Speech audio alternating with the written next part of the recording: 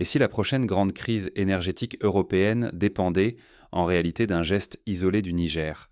Imaginez, un pays d'Afrique de l'Ouest, longtemps réduit au rang de simple fournisseur de matières premières pour l'Occident, ose aujourd'hui inverser les rôles. Soudain, c'est toute l'Europe qui se retrouve face à sa faiblesse la plus profonde, sa dépendance à l'énergie venue d'ailleurs. Ce scénario, autrefois impensable, vient de se réaliser sous nos yeux. Le Niger, ignoré ou méprisé pendant des décennies, vient de bouleverser la partie sous la houlette de son chef militaire, Abdourahmane Chiani. Personne n'avait anticipé la riposte silencieuse qu'il préparait dans l'ombre, ni l'effet domino que son geste allait déclencher.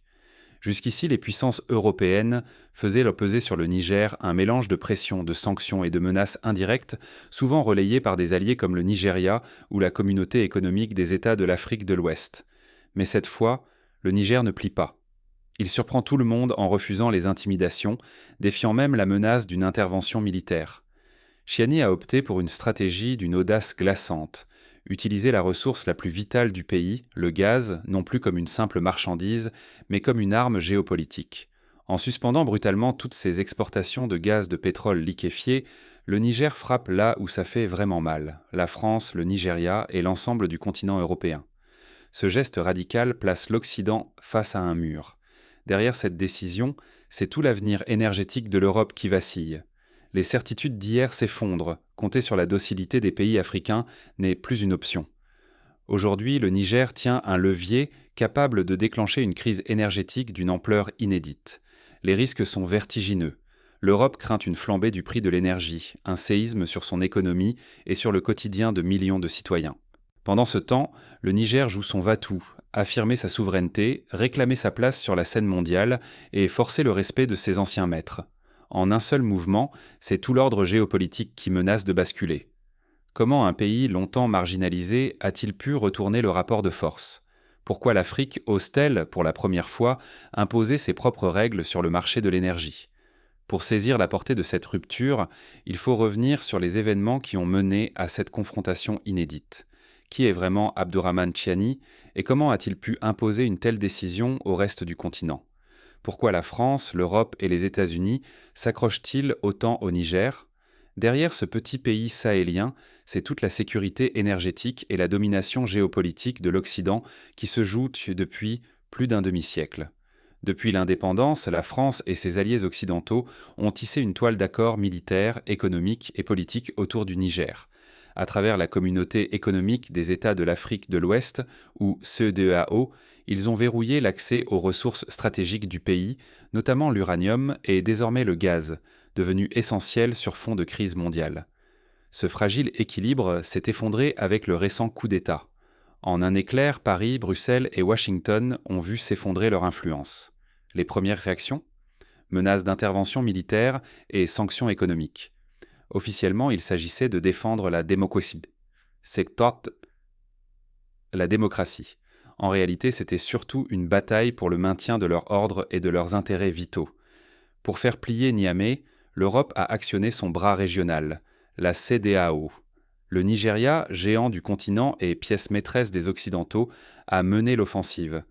Sur ordre du président Bola Ahmed Tinubu, le Nigeria a coupé l'électricité au Niger, un geste d'une violence inédite.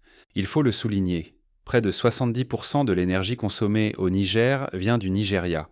Résultat, des millions de Nigériens plongés dans le noir et un symbole fort, l'Afrique de l'Ouest s'embrase, le Niger cesse d'être un simple pion.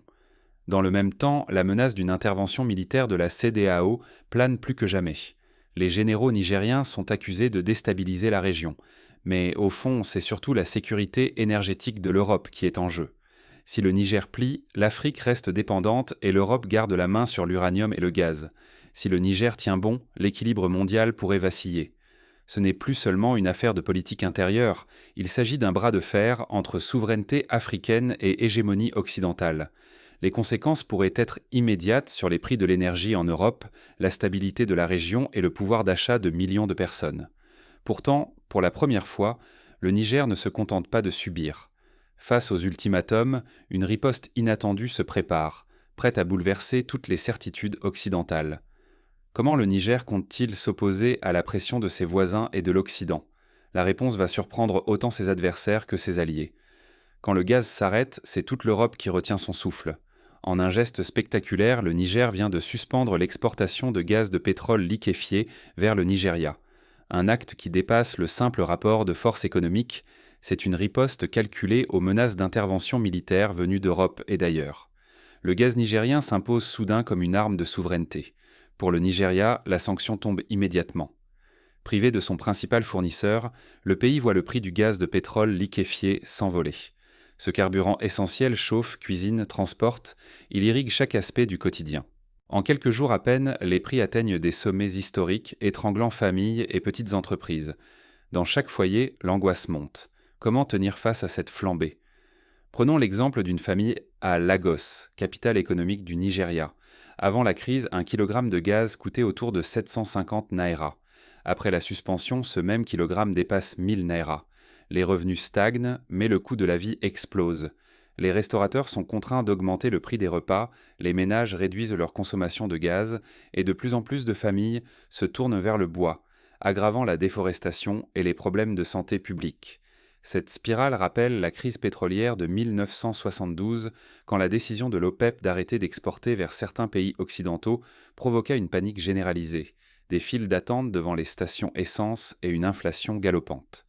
Aujourd'hui, le Niger joue le même type de carte, à une échelle certes différente, mais l'effet psychologique sur les marchés est tout aussi puissant. L'effet domino ne s'arrête pas là. Le Niger menace d'aller plus loin encore, fermer complètement le robinet du gazoduc transsaharien si l'Europe ose intervenir militairement. Cette infrastructure, longue de plus de 4000 km, relie le Nigeria, le Niger et l'Algérie pour acheminer le gaz jusqu'aux portes de l'Europe. Si le Niger coupe le flux, ce projet pharaonique devient inutile. Le pipeline transsaharien est l'ultime espoir de l'Europe pour desserrer l'étau du gaz russe. 13 milliards de dollars déjà investis, 30 milliards de mètres cubes promis chaque année. Derrière ces chiffres, il y a la stabilité de tout un continent et le pouvoir d'achat de millions de foyers, africains et européens confondus. Un piège géopolitique se referme. Le Nigeria, géant de l'énergie, se retrouve soudain vulnérable face à un voisin qui prend sa revanche. L'Europe, elle, risque de perdre sa dernière carte pour s'émanciper du gaz russe. Quant au Niger, en défiant les grandes puissances, il s'expose à des représailles qui pourraient bouleverser la région. Mais jusqu'où le Niger est-il prêt à aller ? Et que se passerait-il si la menace devenait réalité ? Si le Niger passe à l'acte, les répercussions pourraient être immédiates, bien au-delà de ses frontières. Le chaos énergétique menace et chaque acteur doit choisir son camp. Un pipeline figé. L'Europe retient son souffle. En un instant, le dernier fil énergétique reliant le Niger à la Méditerranée pourrait céder. Derrière cette menace, tout un continent menacé de pénurie. L'Union européenne, privée du gaz russe depuis le début de la guerre en Ukraine, s'accrochait à ce projet transsaharien comme à une ultime planche de salut. Mais si le Niger décide soudain de couper le flux, le choc serait immédiat, brutal et potentiellement irréversible. La sécurité énergétique européenne vacille. Les ménages, déjà étouffés par la flambée des tarifs, se prépareraient à des coupures, des hausses spectaculaires des factures et une inflation incontrôlable. Les entreprises, grandes consommatrices de gaz, seraient contraintes de ralentir ou de fermer. Une telle crise provoquerait une onde de choc économique, ravivant la colère sociale et fragilisant la stabilité politique sur tout le continent. On pourrait imaginer, comme lors de la crise du gaz entre la Russie et l'Ukraine en 2009, des coupures de chauffage en plein hiver, des écoles fermées, des entreprises à l'arrêt et des gouvernements sommés d'expliquer pourquoi ils n'ont pas anticipé la dépendance à ce point critique. Dans ce contexte, l'Algérie avance sur un fil. Fournisseur clé de gaz, Alger refuse de choisir un camp. Son objectif ? Préserver ses relations avec l'Europe tout en consolidant ses alliances africaines. La diplomatie algérienne tente de ménager ses partenaires, consciente que sa prospérité dépend d'un équilibre subtil entre l'Occident et le continent africain. Mais le jeu se complexifie. Depuis le coup d'État au Niger, la Russie s'impose en alternative crédible face à l'Europe. Moscou cultive son image de partenaire fiable, loin de la tutelle occidentale. Ce regain d'influence offre au Niger et à ses alliés de nouvelles cartes pour défier les anciennes puissances coloniales. Le rapport de force s'inverse lentement, mais sûrement. Les voisins du Niger ne restent pas spectateurs. Le Burkina Faso et le Mali affichent ouvertement leur solidarité, promettant une riposte immédiate à toute pression étrangère.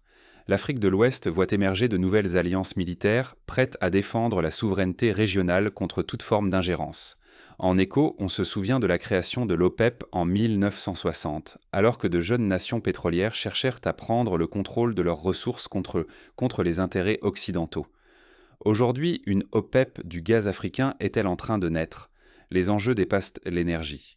Pour l'Europe, c'est la menace d'une crise économique majeure, avec des prix de l'énergie qui pourraient exploser et un recul de son influence géopolitique. Pour les pays africains, c'est l'occasion de reprendre la main, de contrôler leurs ressources et de redéfinir les règles du jeu mondial. La confrontation n'est plus seulement économique, elle est existentielle. La crise nigérienne révèle une réalité inédite.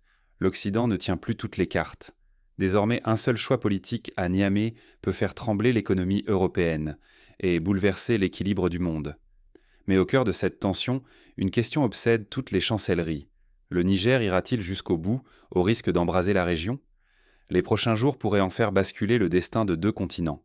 Et si la force cachée de l'Afrique, c'était justement sa capacité à refuser des décennies d'exploitation, rejeter l'idée que ses richesses servent toujours les ambitions des autres.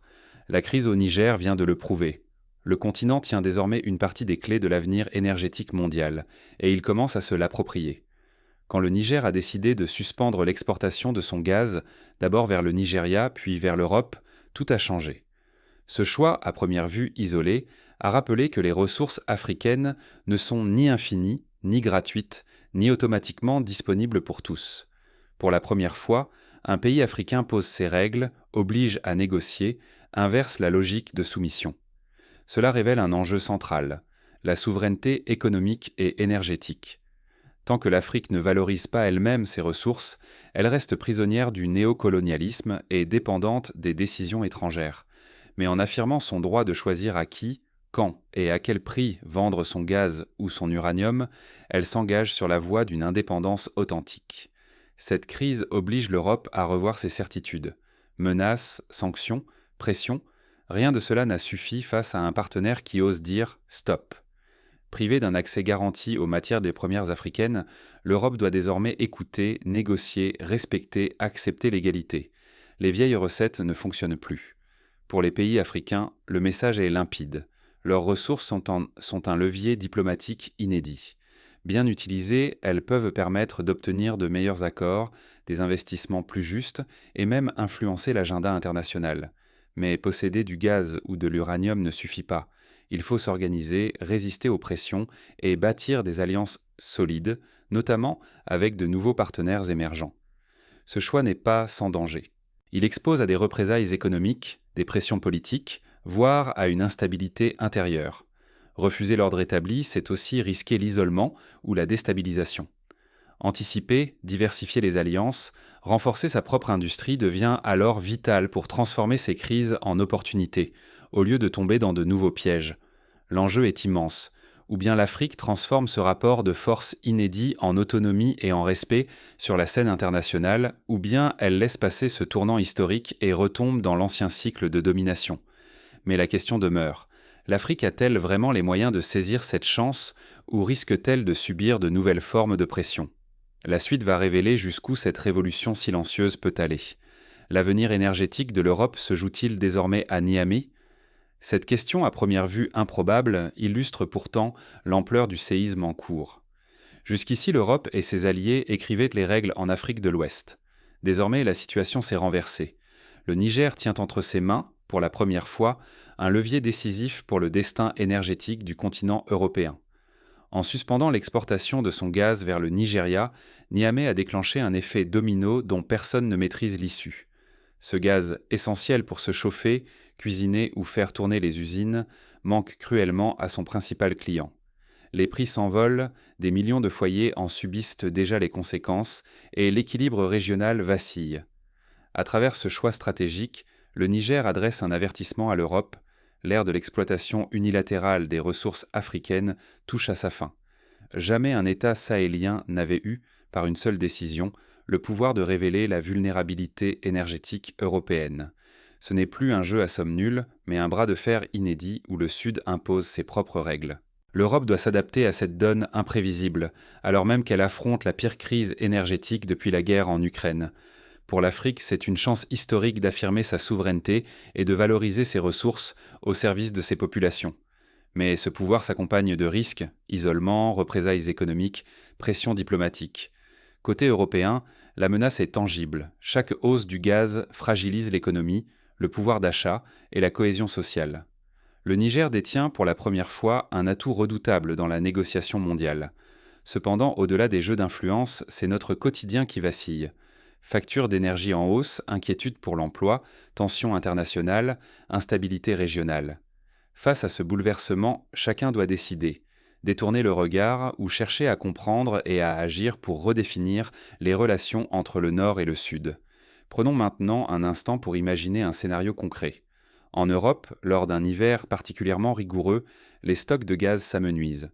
Les gouvernements appellent à la sobriété énergétique, les villes réduisent leur éclairage public et les entreprises énergivores se trouvent à l'arrêt.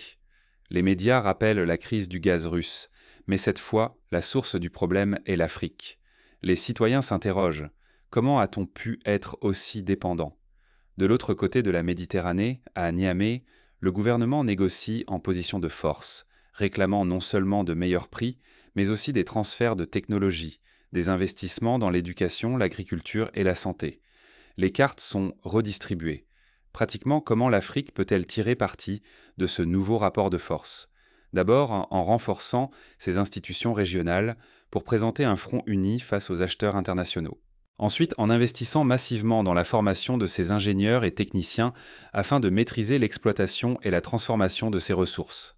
Enfin, en nouant des partenariats diversifiés, non seulement avec l'Occident, mais aussi avec l'Asie, l'Amérique du Sud et le Moyen-Orient, afin de ne plus dépendre d'un seul client ou d'un seul axe diplomatique. Dans l'histoire, de nombreux pays ont réussi ce virage, à l'image de la Norvège qui, dans les années 70, a refusé de livrer son pétrole aux conditions des grandes compagnies étrangères et a fondé Statoil, aujourd'hui Equinor, pour garantir que les ressources profitent à sa population. Pourquoi l'Afrique ne pourrait-elle pas suivre cet exemple ? Alors, le Niger a-t-il réellement la clé du futur énergétique de l'Europe ? Ou n'est-ce qu'un mirage, une parenthèse avant un nouvel équilibre ? Le monde entier retient son souffle à l'aube d'une redistribution des cartes. L'histoire est en marche et chacun de nous en est à la fois spectateur et acteur. La suite dépendra des choix politiques, de la capacité à anticiper, à négocier, à construire des alliances et à investir dans l'avenir. Une chose est certaine, plus rien ne sera comme avant. Le Niger a prouvé qu'un petit pays peut, par une décision audacieuse, changer la donne mondiale. Reste à savoir si cette révolution silencieuse ouvrira la voie à une Afrique souveraine et prospère ou si elle s'éteindra sous le poids des vieilles puissances. La balle est désormais dans le camp africain.